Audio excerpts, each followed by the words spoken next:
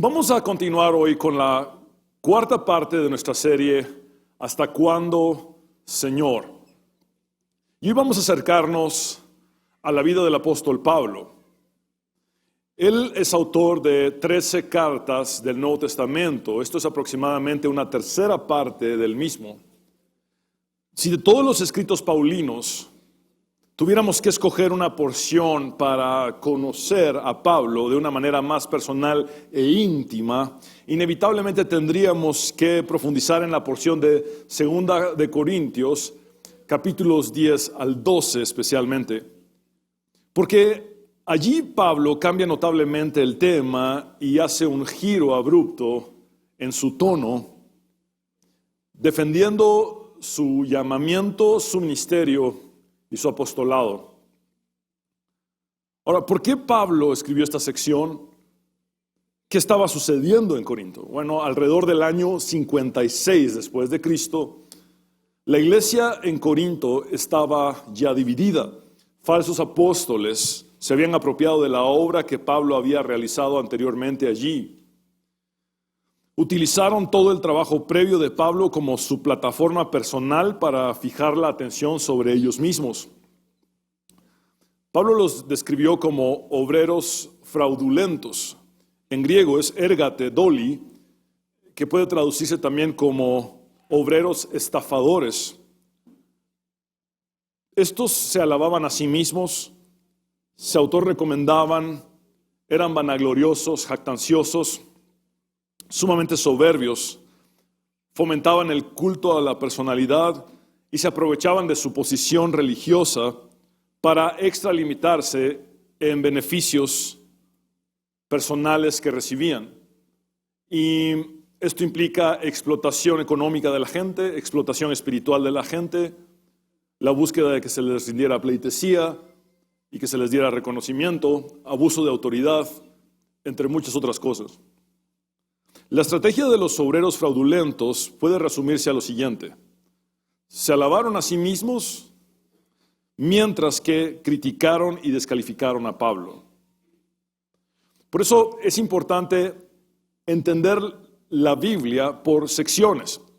Y para poder comprender mejor lo que hoy estudiaremos, no solamente debemos ir a los 10 versículos que tenemos como texto base, sino ver todo el contexto.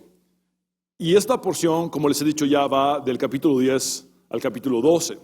En el capítulo 10, Pablo le explica a los corintios cuáles eran las críticas que él recibía, o por lo menos una de ellas entre las muchas que recibía. Y Pablo dice en 2 de Corintios 10:10 que las críticas tenían que ver con que sus cartas eran duras y fuertes, pero su presencia física era débil y que su forma de hablar era menospreciable. Ahora, recordemos que en aquel entorno estaba desarrollada la retórica como una extensión de la misma filosofía, es decir, había oradores profesionales responsables de comunicar la sabiduría, entre comillas, de la filosofía griega. Entonces, estamos hablando de un nivel de oratoria sumamente alto, y ellos, que tenían grandes capacidades para hablar en público, decían que Pablo no era bueno para comunicar sus ideas verbalmente. Por otro lado, vemos también que en ese capítulo 10, Pablo hace notar a los corintios que no es aprobado el que se alaba a sí mismo, sino aquel a quien Dios alaba. Pablo está haciendo eco de las palabras de Proverbios que dicen: alábete el extraño y no tu propia boca, el ajeno y no los labios tuyos.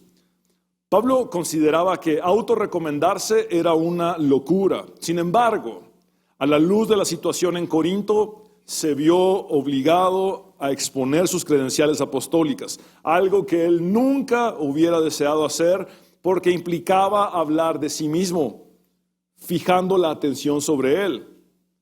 Pablo se vio forzado a realizar una autodefensa debido a que los falsos maestros continuaban ganando terreno. Por eso es que cuando vemos que el capítulo 11 y versículo 1 aparece en la carta, Pablo dice, ojalá me toleraseis un poco de locura. Sí, toleradme. Pablo está anunciando que está por hacer una locura. El término utilizado por Pablo para locura es afrosini, que significa insensatez, demencia, tontería. Para Pablo era completamente absurdo realizar un ministerio siendo él el centro de atención. Pablo había escrito en la primera carta a los Corintios, porque me propuse no saber entre vosotros cosa alguna, sino a Jesucristo y a este crucificado. Pero para responder a las exigencias de la situación, Pablo responde al necio como merece su necedad. Es decir, responde al tonto como merece su tontería. Al pedirles a los corintios que le toleren un poco de locura, Pablo expresa su vergüenza e incomodidad por tener que hacer referencia a sus virtudes personales con el fin de ponerle un freno a sus oponentes. Por eso algunos biblistas llaman a esta sección el discurso necio o el discurso del necio. Podría también traducirse como el discurso tonto o el discurso del tonto. Porque solamente un necio o un tonto habla de sí mismo cuando tiene que predicar a Cristo y a este crucificado. Pablo tiene como fin evidenciar la arrogancia de los falsos maestros, mostrando que él hubiera podido jugar el mismo juego que ellos. Pablo se vio forzado a hablar de su ascendencia judía, que era impecable. Pablo se vio también obligado a hablar de sus sufrimientos como apóstol de Cristo. Tuvo que hablar de las visiones y revelaciones sobrenaturales, de las señales que lo avalaban como apóstol de Cristo. He titulado este mensaje Del paraíso al aguijón. ¿Y por qué este título tan extraño? Bueno, en estos 10 versículos verán cómo Pablo pasa de relatar una experiencia que tuvo en el tercer cielo a hablar de su aguijón en la carne. Entonces es del paraíso al aguijón. Un título que había pensado también era del éxtasis espiritual a la agonía física. Vamos a leer estos 10 versículos de 2 de Corintios capítulo 12 versículos del 1 al 10, en el nombre del Padre, del Hijo y del Espíritu Santo. Dice, ciertamente no me conviene gloriarme, pero vendré a las visiones y a las revelaciones del Señor. Conozco a un hombre en Cristo que hace 14 años, si en el cuerpo no lo sé, si fuera del cuerpo no lo sé, Dios lo sabe, fue arrebatado hasta el tercer cielo. Y conozco al tal hombre, si en el cuerpo o fuera del cuerpo no lo sé, Dios lo sabe, que fue arrebatado al paraíso, donde oyó palabras inefables que no les es dado al hombre expresar. De tal hombre me gloriaré, pero de mí mismo en nada me gloriaré, sino en mis debilidades. Sin embargo, si quisiera gloriarme, no sería insensato, porque diría la verdad. Pero lo dejo, para que nadie piense de mí más de lo que en mí ve u oye de mí. Y para que la grandeza de las revelaciones no me exaltase desmedidamente, me fue dado un aguijón en mi carne, un mensajero de Satanás que me abofetee, para que no me enaltezca sobremanera. Respecto a lo cual 3 veces he rogado al Señor que lo quite de mí. Y me ha dicho, bástate mi gracia, porque mi poder se perfecciona en la debilidad. Por tanto, de buena gana me gloriaré más bien en mis debilidades, para que repose sobre mí el poder de Cristo. Por lo cual, por amor a Cristo, me gozo en las debilidades, en afrentas, en necesidades, en persecuciones, en angustias, porque cuando soy débil, entonces soy fuerte. Y este es el punto número 1. Pablo no había querido relatar su experiencia en el paraíso, pero no le quedaba otra opción para buscar que los corintios salieran del engaño de los falsos apóstoles. Vamos de nuevo al versículo 1. Dice, ciertamente no me conviene gloriarme. Por favor, repitan conmigo, no me conviene gloriarme. El sentido es, gloriarme no es provechoso, no sirve de nada, no me hará ganar nada. Si ustedes recuerdan, Jesús evidenció a los fariseos que buscaban el aplauso o el reconocimiento de los demás a través de la piedad, a través de la oración, a través del ayuno, a través de la práctica religiosa, a través de obras espirituales, entre comillas. Ellos querían recibir una recompensa de las personas. Y entonces Jesús dijo, de cierto les digo que esa es toda la paga que ellos tendrán, porque de parte de Dios no recibirán nada. Ya han tenido su recompensa. Entonces Pablo dice, gloriarme no me representa nada. Además, esto implica que Pablo tenía repulsión por la jactancia. Ahora, dice también, pero vendré a las visiones y a las revelaciones del Señor. Es decir, Pablo se ve obligado a hablar de sus experiencias sobrenaturales. Ahora, quiero explicarles algo. Los falsos apóstoles que eran opositores de Pablo declaraban que los verdaderos apóstoles debían tener revelaciones especiales y únicas que mostraran una superioridad espiritual sobre el resto de las personas. Pablo sabía que dicho alarde espiritual no tenía ningún sentido. Tanto le incomodaba hablar de sí mismo que contó su experiencia sobrenatural en tercera persona y no en primera persona, es decir, evitó el lenguaje egocéntrico del yo porque no quería jactarse ni vanagloriarse. Vean cómo cuenta su experiencia. En el versículo 2, conozco a un hombre. Él no dice, yo soy ese hombre. Está tratando de evitar llevarse el crédito. Dice, conozco a un hombre en Cristo. Ahora vean esto. Él dice, conozco a una persona común que experimentó algo sobrenatural gracias a Cristo y no por mérito personal. Por eso Calvino dice que Pablo no tiene aquí ojos para sí mismo, sino que mira exclusivamente a Cristo. Y luego sigue diciendo el texto sagrado que hace 14 años, esto significa que fue alrededor del año 42, incluso antes del primer viaje misionero, Pablo había mantenido el suceso sobrenatural en secreto. No le interesaba explotarlo ni llamar la atención sobre sí mismo. Él había dicho desde la primera carta a los Corintios que no tenía otro interés más que predicar a Cristo y a este crucificado. Ahora continúa diciendo, si en el cuerpo no lo sé, si fuera del cuerpo no lo sé, Dios lo sabe. Vean cómo con sencillez reconoce que no puede comprender ni explicar por completo la experiencia que tuvo, pero fue tan real y vívida que ni siquiera puede descartar que estuvo presente en su propio cuerpo en el cielo. Luego dice, fue arrebatado hasta el tercer cielo.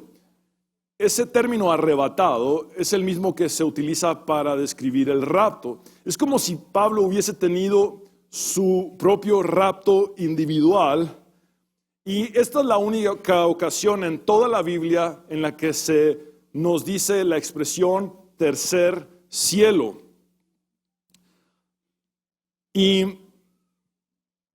es bueno entender esto porque la creencia judía en aquel entorno era de un cielo de 7 niveles. Pero Pablo aclara las cosas y dice, no hay tal cosa como 7 niveles, solamente hay 3 cielos.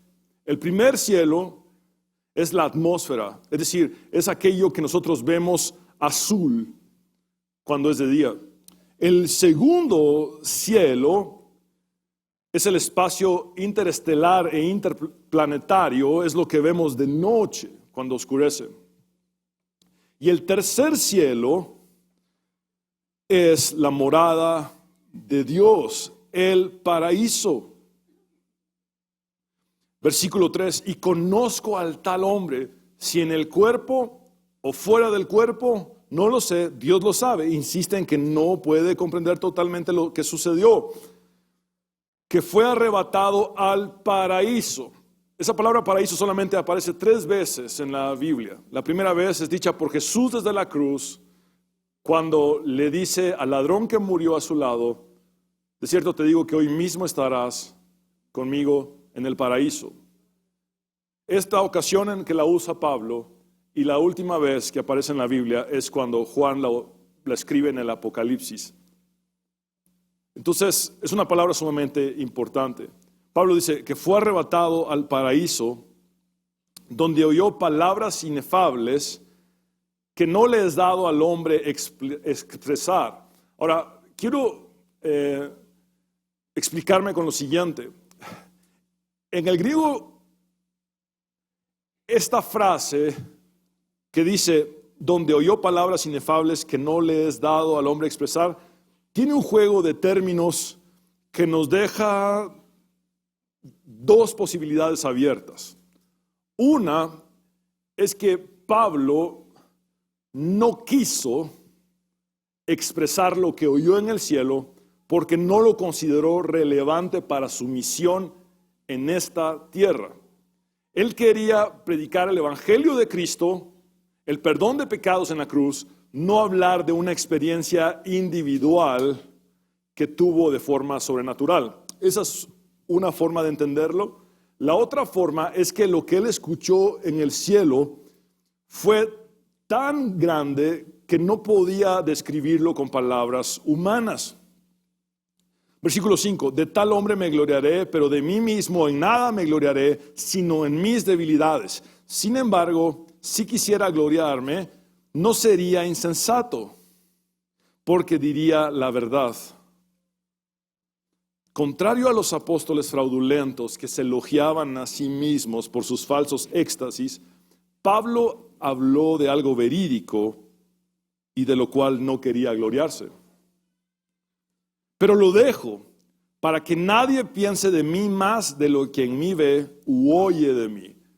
Y esta frase es una lección para absolutamente todos, y especialmente aquellos que servimos a Dios desde lugares públicos, donde tenemos exposición a muchas personas. Y quiero volverla a leer. Que nadie piense de mí más de lo que en mí ve u oye de mí. Pablo no quería figurar, no buscaba impresionar. Pablo no quería gloria de hombres. Pablo no buscaba ser sobrevalorado.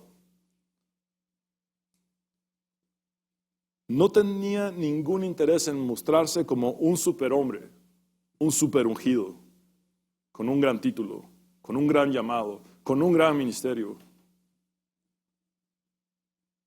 Pablo nunca quiso ser una celebridad religiosa. A diferencia de muchos charlatanes actuales que afirman viajes al cielo en búsqueda de protagonismo y demagogia, Pablo decide no dar una descripción detallada de lo que experimentó en el paraíso, porque su prioridad siempre fue predicar el evangelio de Cristo buscando la salvación de los perdidos. Pablo nunca puso el peso de su mensaje en esta experiencia individual, sino en la cruz de Cristo.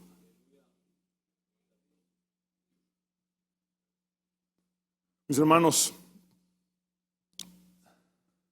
ninguna experiencia de revelación privada tendrá más valor que la revelación objetiva de Dios en el Evangelio y su palabra escrita, la Biblia. Las visiones privadas de Pablo nunca se convirtieron en el tema de su enseñanza. No hizo una conferencia que se titulara El tercer cielo.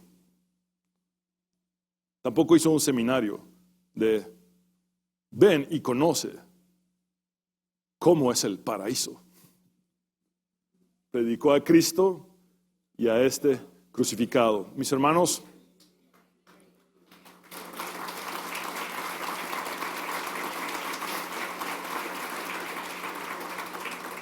esta es una llamada de atención a la propensión presente de muchos evangélicos de crear celebridades cristianas basadas en sus experiencias espirituales. Las palabras aguantan con todo. Yo les puedo decir aquí, ¿saben qué? Yo fui al cielo y di vuelta 10 veces. Les podría decir, ¿saben qué? Se me apareció Jesús 20 veces. Una vez fue a la vuelta de la esquina de mi casa. Otra vez, puedo decirles cualquier cosa. También les puedo decir, miren, el ángel Gabriel se me apareció 55 veces. Yo les soy bien sincero. Si alguien viene y me dice, pastor, yo fui al cielo 5 veces y al infierno 10 veces y vengo a decirle cómo es, no me interesa escucharle. ¿Por qué? Porque lo que Dios quiere que nosotros, iglesia, sepamos del cielo, está aquí. Y lo que Dios quiere que nosotros, iglesia, sepamos del infierno, está aquí. Entonces ven como Pablo no hace alarde de eso, lo mantuvo en secreto, no lo quería contar porque no era la prioridad de su ministerio. La prioridad era alcanzar a los perdidos, alcanzar a los gentiles, predicar el evangelio de Cristo, las buenas noticias que hay perdón de pecados en la cruz del Calvario, gracias al sacrificio redentor de nuestro poderoso Salvador Jesús. Punto número 2. Dios le dio a Pablo un aguijón en la carne con un propósito específico. Es decir, el aguijón no era solamente, aquí está Pablo para que sufras. No.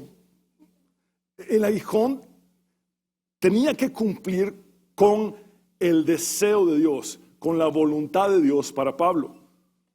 Noten cómo Pablo pasa de relatar una experiencia de éxtasis sobrenatural a hablar de una debilidad natural. A estas alturas de su ministerio y su madurez espiritual, él sabía que la fortaleza de Dios se manifiesta más en la debilidad. Veamos el versículo 7.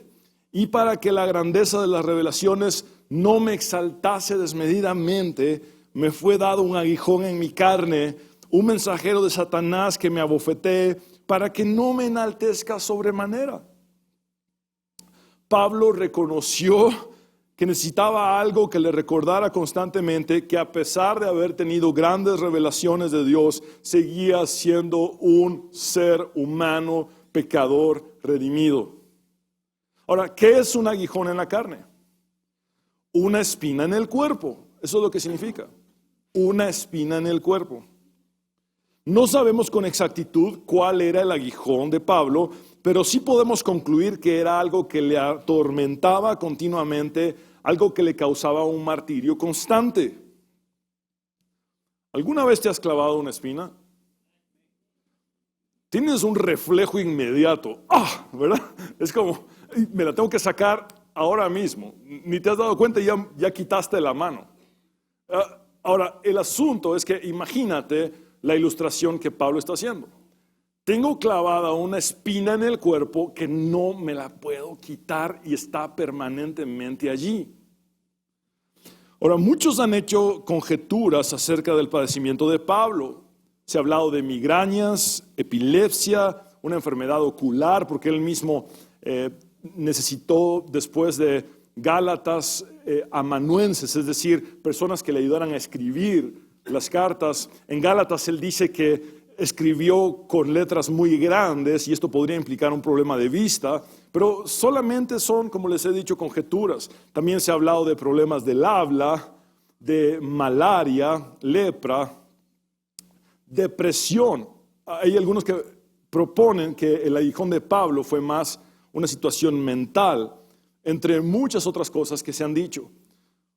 Haeckel, este erudito bíblico, ha argumentado que la falta de información acerca del aguijón es intencional, ya que a Pablo no le interesan los diagnósticos médicos de su debilidad, sino su origen teológico. Es decir, más allá de dar una descripción médica de su padecimiento, Pablo quiere que entendamos el propósito de Dios para ese padecimiento. Lo cual es una ventaja para nosotros porque todos nuestros aguijones pueden entrar allí. Y esa respuesta que Pablo recibe puede ser la misma que hoy recibamos nosotros para lo que estamos sufriendo. El aguijón de Pablo fue dado por Dios y evidenciado por el diablo. El aguijón de Pablo era una experiencia dolorosa y humillante que causaba en él una vulnerabilidad que el diablo aprovechaba para atacarle constantemente. Sin embargo, Dios cumplía su propósito en Pablo por medio de este aguijón. Y esta es la pregunta que surge. Pastor, ¿cómo puede haber sido el aguijón de Pablo dado por Dios y a la vez ser un mensajero de Satanás? Me cuesta entender eso, pastor. ¿Cómo es que Dios va a dar algo? Y ese algo que Dios da, es a la vez un mensajero de Satanás. Bueno, voy a tratar de responder con una pregunta más. ¿Cuál fue el propósito del aguijón en la vida de Pablo? En el versículo 7, él lo dice 2 veces. Él dice que el aguijón le fue dado para que no se exaltase desmedidamente y para que no se enalteciera sobremanera. Entonces, el propósito del aguijón que Pablo padeció fue preservar su humildad, su sencillez y su enfoque en la gloria de Dios. ¿Estamos de acuerdo? Ese propósito de la preservación de la humildad, la sencillez y el enfoque en la gloria de Dios, ¿es un propósito divino o es un propósito diabólico? Es un propósito divino. Porque, ¿verdad que Satanás lo que buscaría sería que la soberbia de una persona aumentara y que su vanagloria creciera? ¿Estamos de acuerdo? Entonces, en realidad, Dios, para cumplir con su propósito soberano y manifestar su poder en Pablo, permitió que Satanás le afligiera. Tal es la grandeza de Dios que usa a Satanás para deshacer los propósitos del mismo Satanás.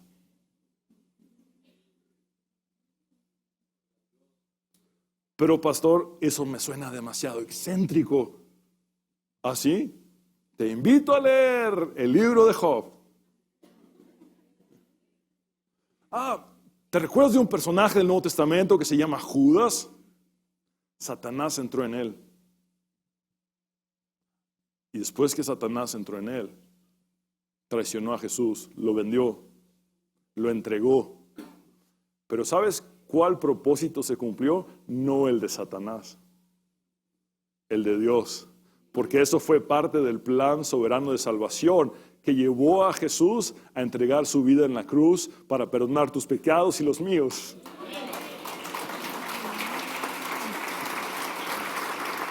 Por eso Pablo dice que en la cruz Cristo despojó a los principados y a las potestades y los exhibió públicamente triunfando sobre ellos.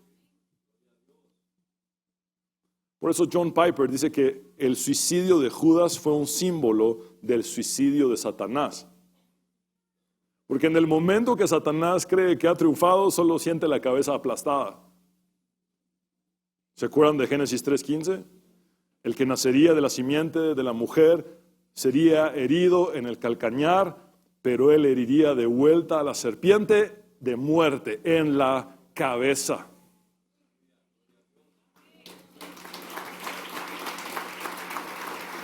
Sucedió con Pedro.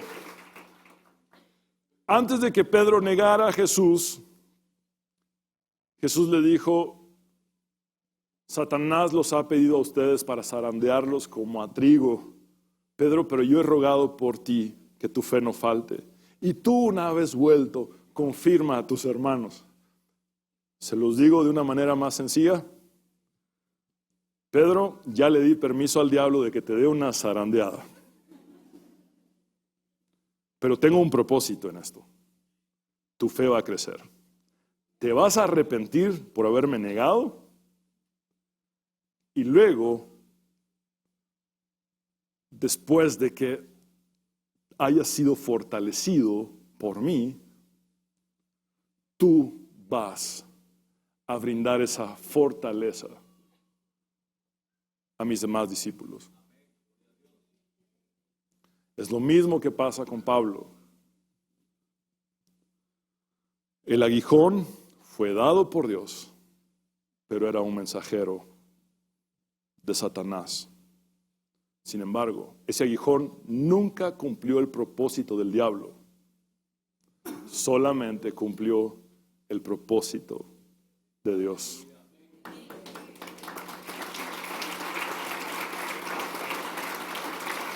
¿Cuánta es la inmensidad de Dios que pone a trabajar a Satanás, quien es el padre de la mentira y de la soberbia, para proteger la humildad y la verdad en Pablo?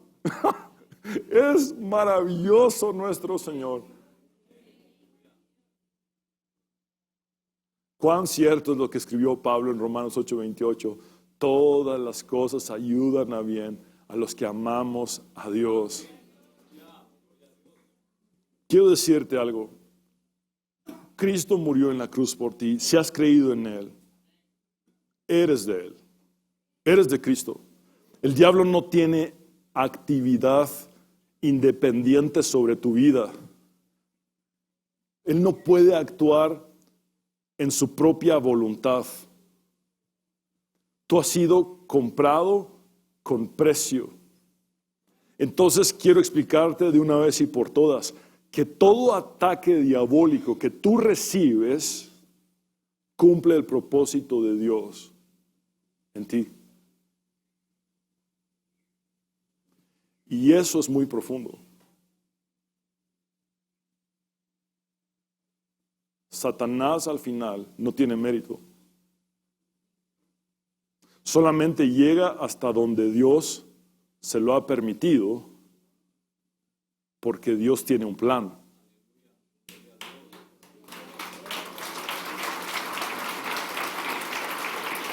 Y aunque tú pienses, nada bueno puede salir de este ataque diabólico que estoy recibiendo, déjame decirte algo, Dios sigue en control.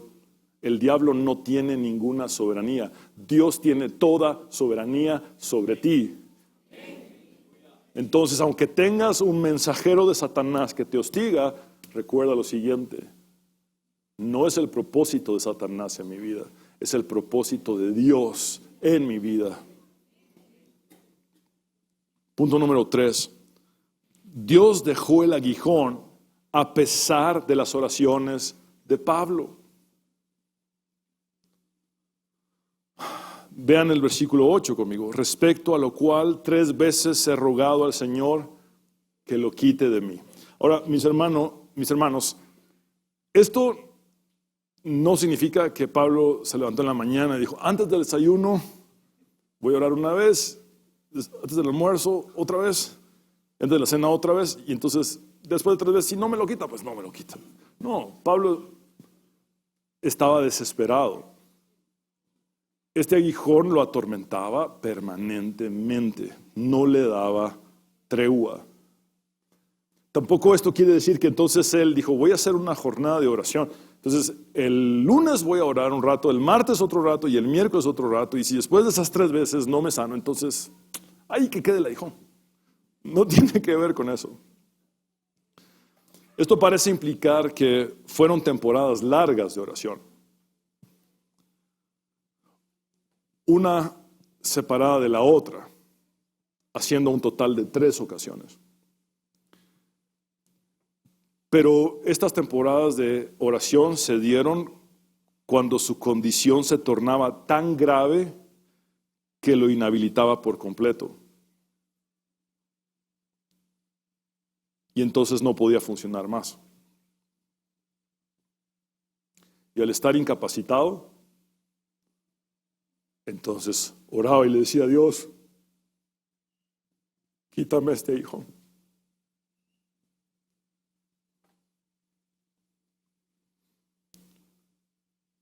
La respuesta, todos la conocemos ya. Sin embargo, hay algo que no podemos pasar por alto, y es que la triple oración de Pablo es paralela a la triple oración de Jesús en el Getsemaní, cuando Jesús en 3 ocasiones dijo: Padre mío, si es posible que pase de mí esta copa, pero que no se haga mi voluntad, sino la tuya. Ahora, noten que en el Getsemaní la copa del sufrimiento permaneció. Y en el caso de Pablo, el aguijón también permaneció. La respuesta de Dios, tanto para su Hijo Jesucristo como para su siervo Pablo, fue la misma. No, no, no. Mis hermanos, no puedo dejarles de contar una experiencia personal. Alguien que yo quiero mucho perdió a su esposa. Y yo siempre he pensado que los funerales y los entierros son avalanchas sociales bien intencionadas. Recibes a muchas personas. Y por lo tanto, no solamente trato de estar en los funerales y los entierros, sino en algunas ocasiones, después de que toda esta avalancha social ha pasado. Porque lo más difícil es volver a la vida cotidiana. Es decir, regresar al mismo espacio que compartía con su esposa y verlo vacío. Entonces, en esta ocasión yo pensé, voy a ir a visitar a esta persona que quiero mucho al día siguiente del entierro de su esposa. Entonces, no solamente estuve en el entierro, lo fui a ver después, el día después, más bien. Cuando llegué a su casa, me recibió llorando, lo cual para mí no era extraño, porque sabía que estaba de luto. Pero lo extraño sí fue lo que me dijo. Fernando, me falló la fe. Mi esposa se murió por mi falta de fe. Y no puedo dejar de pensar en un libro titulado The Cruelty of Heresy, la crueldad de las herejías o de la herejía, escrito por Fitzsimmons Allison.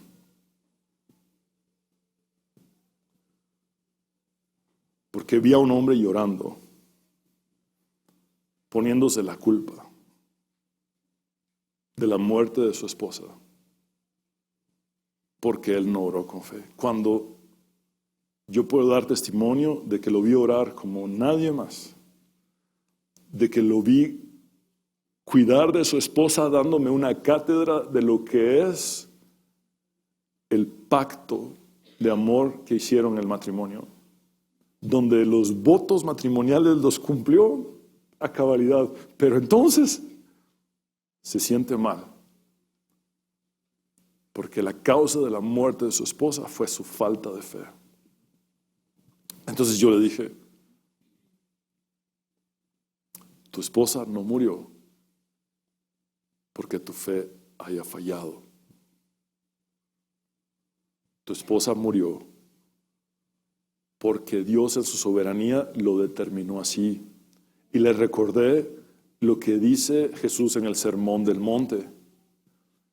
Ninguno de ustedes, por mucho que se afane, podrá añadir un solo momento al curso de su vida. Entonces Jesús recibe un no en el Getsemaní, Pablo recibe un no cuando ora en 3 ocasiones porque el aguijón le se ha quitado.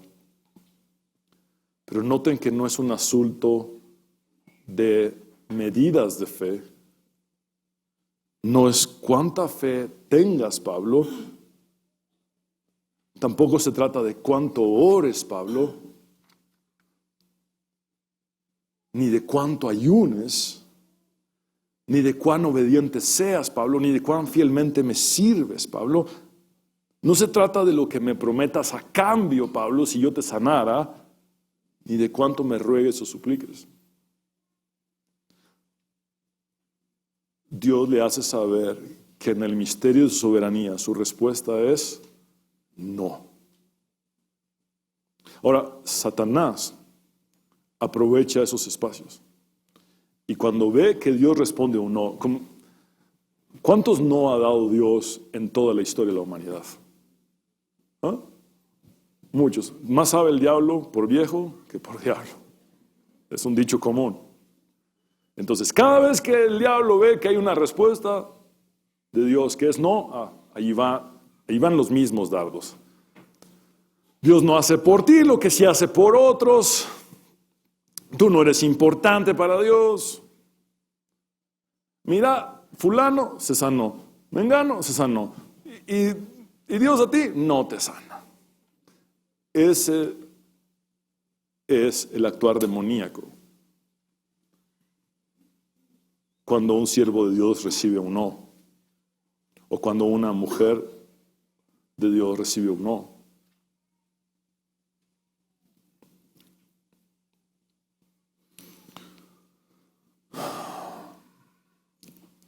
El no de Dios no significa nada más que lo siguiente: Él tiene un propósito para ti, un plan para ti, que es distinto al plan de aquel al que Él le dijo sí. En otras ocasiones Dios te ha dicho que sí y a otro le ha dicho que no. Pero si ahora has recibido un no de Dios, recuérdate que la gloria de Dios está tanto en un sí como en un no. El propósito del aguijón que padeces puede ser distinto al de Pablo.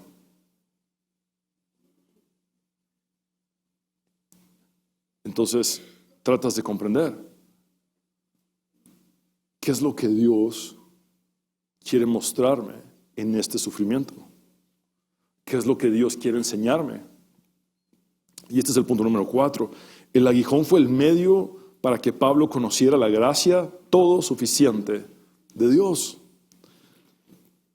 Y les he de confesar que estas 4 palabras traducidas al castellano son mis favoritas de este texto, porque dice, y me ha dicho. Por favor, repitan conmigo, y me ha dicho. No lo quiero complicar, pero eso está en tiempo perfecto. Significa la aceptación completa por parte de Pablo de la respuesta concreta de Cristo. Es decir, el no de Dios para Pablo ya es un hecho. Por eso no ves que ore una 4ª vez. No ora una 4ª temporada. Él entendió completamente que el no de Dios era rotundo. Y entonces dice lo siguiente: Cristo me hizo saber esto. Bástate mi gracia. Implica que te alcance la todo suficiencia de mi gracia, que posee una fuerza infalible para toda circunstancia que atravieses. Conténtate con mi gracia. Y este es el motivo, porque mi poder se perfecciona en la debilidad. Por favor, repitan conmigo, se perfecciona. Esto tiene un carácter continuativo, es decir, mi poder se perfecciona constantemente, continuamente, ininterrumpidamente en la debilidad. Este es el mensaje de Dios. Pablo, este aguijón en tu carne, esta espina en tu cuerpo, este mensajero de Satanás te mantendrá débil. Para que de forma continua mi poder se perfeccione en ti.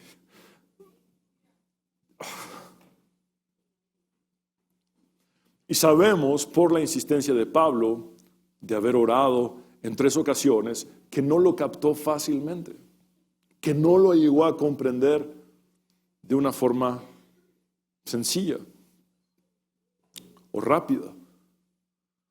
Después de la primera temporada de oración, Señor, quítame este aguijón, quítame. Se revisó, Dios no lo hizo, no me quitó el aguijón, ahí sigue el padecimiento. ¿Qué es lo que Dios quiere con esto? Pero cuando yo oré por fulano, se sanó. Cuando yo oré por aquella otra persona, hasta resucitó. Y entonces ¿qué pasó, Señor? Yo soy tu siervo. Segunda vez, sigue sin entenderlo. Pero Dios, ya hasta la segunda vez que te lo pido. Yo tengo fe en ti, yo creo que tú puedes hacerlo. Te he visto hacerlo. ¿Y por qué no lo haces conmigo? Hasta que en la tercera ocasión comprende totalmente que la respuesta de Dios es no, pero que Dios tiene algo más allá. Y es su gracia, su poder perfeccionado en su debilidad. Por eso decidió reaccionar conforme a la voluntad de Dios, diciendo, y noten estas palabras, por tanto, de buena gana. El aguijón ahí estaba, pero ya no quejándose, no cuestionando, no reclamando, sino de buena gana me gloriaré más bien en mis debilidades para que repose sobre mí el poder de Cristo. Pablo concluyó que la mejor plataforma para la manifestación total del poder de Cristo en su vida no era su sanidad, sino su debilidad.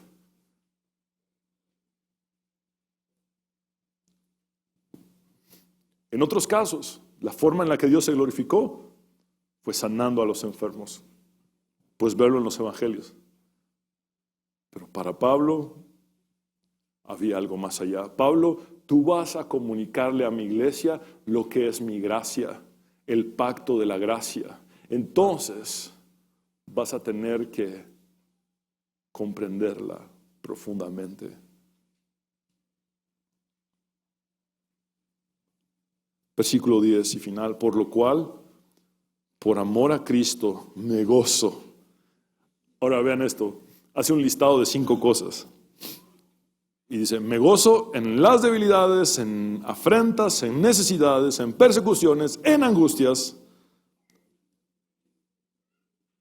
Un momento, Pablo. ¿Quién se va a gozar en esas 5 cosas?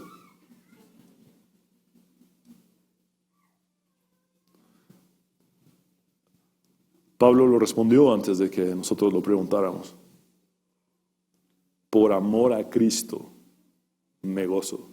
En otras palabras, ¿sabes quién se goza en debilidades, afrentas, necesidades, persecuciones y angustias? El que ama a Cristo.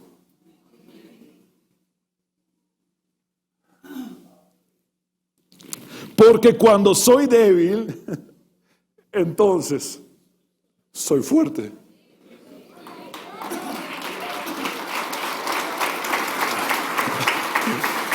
Porque cuando soy débil, entonces soy fuerte. Cualquiera creería que Pablo estaba en negación de la realidad. ¿Te imaginas a Pablo en una terapia como la de nuestros días? Como las de nuestros días. En un consejero cristiano de nuestros días, como algunos que hay. Y hay muchos muy buenos, por cierto, también. O en un psicólogo, o en un psiquiatra. Pablo, estás en negación. ¿Cómo es eso, Pablo? Mírate el aguijón que tenés y estás diciendo que sos fuerte. en tu debilidad. Estás negando tu realidad, Pablo. Reconoce tu debilidad. No, yo me gozo en todas estas adversidades. Porque cuando soy débil, entonces soy fuerte. Pablo, estás hablando cosas sin sentido. Reconoce que el aguijón está ahí, que Dios te mandó ese aguijón. Aceptalo, Pablo. Acepta tu debilidad, Pablo. Y ponete a leer los salmos de lamentación. Pero Pablo descubrió la verdadera realidad de aquellos que estamos en la gracia de Dios, que es todo suficiente y que nos sustenta en cualquier situación que estemos atravesando.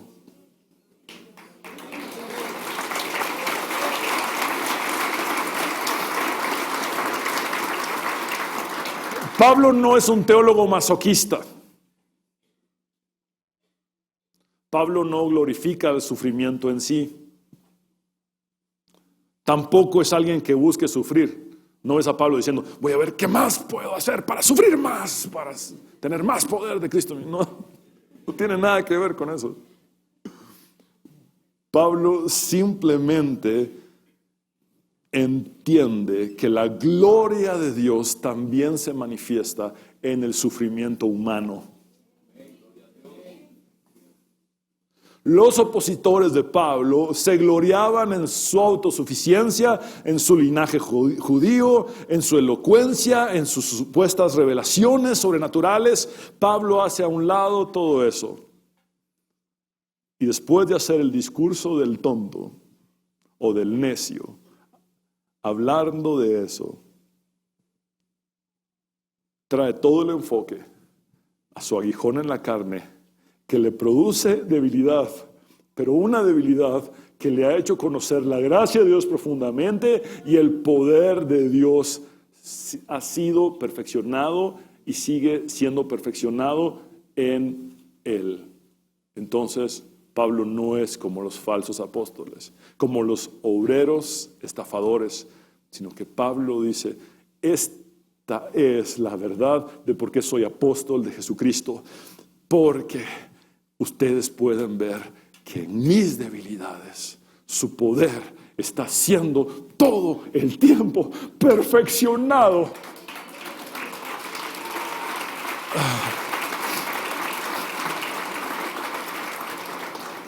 Esta es la buena noticia para ti. Jesús le dijo a Pablo, bástate mi gracia. Y esa es la misma respuesta hasta el día de hoy. Bástate mi gracia. Eso es lo que Dios te dice hoy. Yo no sé el desenlace de tu situación. Dios sabe qué es lo que va a hacer. Si estás esperando un milagro, yo oraré porque Dios realice ese milagro. Pero te digo una cosa, Dios podría decir tanto sí como no. Él es soberano. De nada sirve que yo como pastor decrete o declare algo si lo que trato de imponer va en contra de la voluntad soberana de Dios. No es más que pérdida de saliva y ridiculez humana.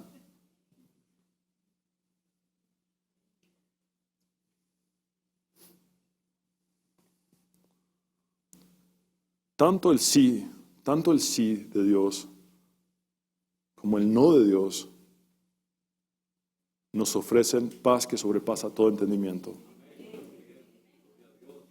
Porque ambas respuestas implican que Él está en control absoluto, que Él es soberano sobre nosotros. Cuando estamos en Cristo, la aceptación de la adversidad no es una derrota, sino el entendimiento profundo de que la más grande victoria no es dependiente de situaciones pasajeras, sino de la gracia eterna de Dios. Pablo al final experimenta un milagro. Ese milagro se llama gozo en el sufrimiento.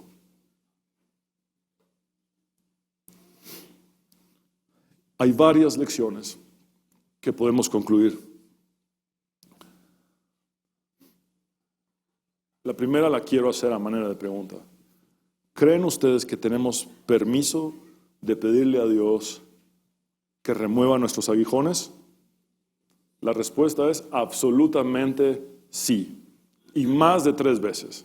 Jesús nos dio la parábola de la viuda y el juez injusto para hacernos saber que podemos insistir en nuestras peticiones todas las veces que queramos delante de Él. Entonces, yo puedo llegar a decirle a Dios una y otra vez: Dios, haz este milagro en mi vida. Haz este milagro en la vida de mi hermano, de mi hermana. Ahora, la siguiente lección es que Dios, en el misterio de su soberanía, puede decir sí y también puede decir no.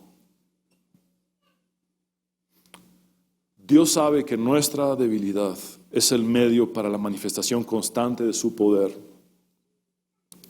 Y quiero decirte algo: si la situación no cambia, si la situación no mejora, si las cosas incluso empeoraran y no funcionaran y no vieras una sanidad,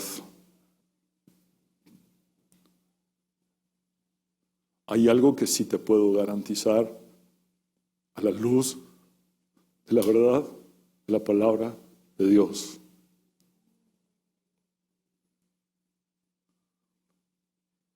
Su gracia es suficiente y su poder se perfeccionará en tu debilidad.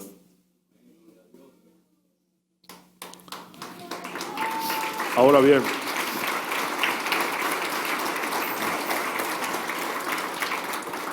no podrás experimentar la gracia de Dios completamente si te opones a su voluntad.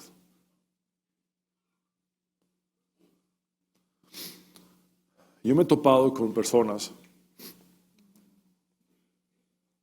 que simplemente no aceptan la voluntad de Dios.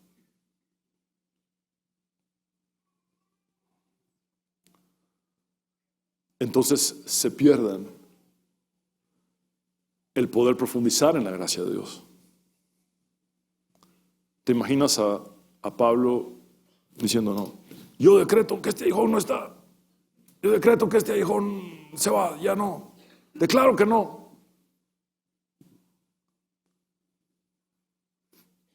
¿Cuál era la voluntad de Dios? Que el aguijón permaneciera. Entonces no vas en contra de la voluntad de Dios. Por eso hay un principio en la sabiduría de Eclesiastés que dice que es mejor la resignación que la indignación. Cuando no aceptas la voluntad de Dios, vives en indignación. Pero cuando te resignas ante la voluntad de Dios, empiezas a comprender: Dios dejó esto o permitió esto para mostrarme su gracia, para fortalecerme en mi debilidad, para que yo le pudiera servir mejor, para formarme, para prevenir en mi vida cosas que no le hubieran agradado. Y esa es la clave.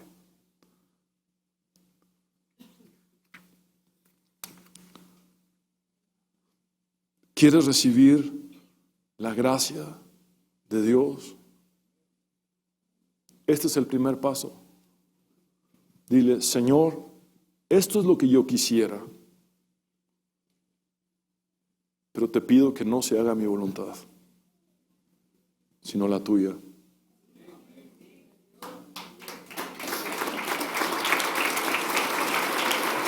La esperanza cristiana no depende de una historia con un final feliz en un mundo caído. La esperanza cristiana es una eternidad con Cristo No te estoy diciendo que te rindas ante tu situación. Pablo no se rindió ante su aguijón. Pablo se rindió ante Cristo. Y rendirte ante Cristo implica rendirte ante la voluntad de Cristo. Y si el aguijón es la voluntad de Cristo, y si la respuesta de Cristo es no en su soberanía, te rindes ante la soberanía de Cristo, pero al final estás en el lugar más seguro. Estás en Cristo.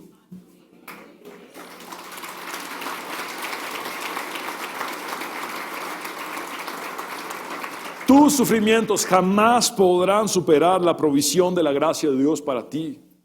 Mira lo que dice el salmista: el sufrimiento me hizo bien porque me enseñó a prestar atención a tus decretos. Mis hermanos, el libro de Eclesiastés nos dice que no hay nada nuevo bajo el sol. Y es cierto. En tiempos de Pablo estaba la escuela filosófica de los estoicos. Ellos enseñaron el poder del pensamiento positivo. Cualquier parecido con las herejías actuales no es coincidencia. Los estoicos repudiaban la realidad de las circunstancias adversas, afirmando que tenían un poder humano y semidivino dentro de ellos que podía vencer todo tipo de aguijones. Ahora noten esta gran diferencia. La respuesta a la oración de Pablo está en Dios mismo, mientras que la respuesta al pensamiento positivo está en el ego, en el yo humano. Pablo entiende, esta es la voluntad de Dios. El ego quiere imponer el deseo personal.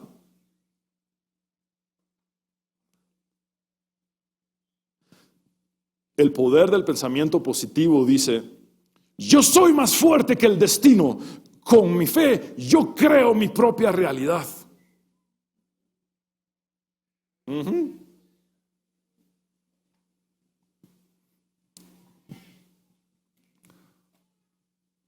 Pablo dice: Dios es soberano. Dios puede responder no. Pero su gracia siempre te sostendrá. Pastor, entonces, ¿usted no tiene pensamiento positivo? No en esa corriente de la declaración o confesión positiva. Entonces, ¿usted piensa negativamente, pastor? No pienso negativamente.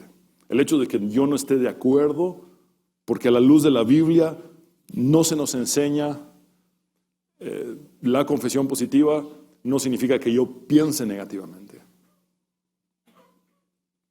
Entonces, ¿usted confiesa negativamente? No. Jamás voy a orar por un enfermo a decirle: Señor, te pido que se muera, ya.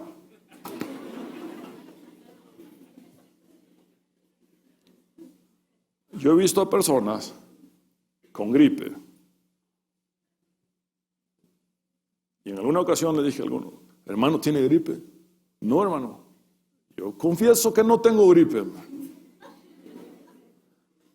Hermano, perdone, yo veo los moquitos en su nariz.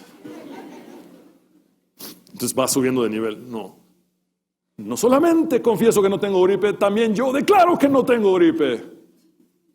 Hermano, ¿me permitiría darle estos clines? No, si se los recibo, eso es falta de fe. Yo decreto que no tengo, no voy a decir el nombre de la enfermedad, no tengo nada. ¿Ves casos así? La crueldad de las herejías. No es una cuestión de que si no estás de acuerdo con esa falsa doctrina de la confesión positiva, entonces estés confesando negativamente o pensando negativamente. No tiene nada que ver. Simplemente, todo nuestro anhelo es ser bíblicos en nuestra manera de vivir. Y eso significa que la gloria de Dios se manifiesta en nuestro sufrimiento. Si Dios te dice que sí, enhorabuena, porque es fácil de asimilar un milagro porque es lo que has querido. Pero si Dios te dice que no, déjame decirte, no te pierdas la oportunidad de conocer la inmensidad de la gracia de Dios y el poder de Dios que se perfecciona todo el tiempo en tu debilidad. Él es el poderoso Salvador y se llama Cristo Jesús.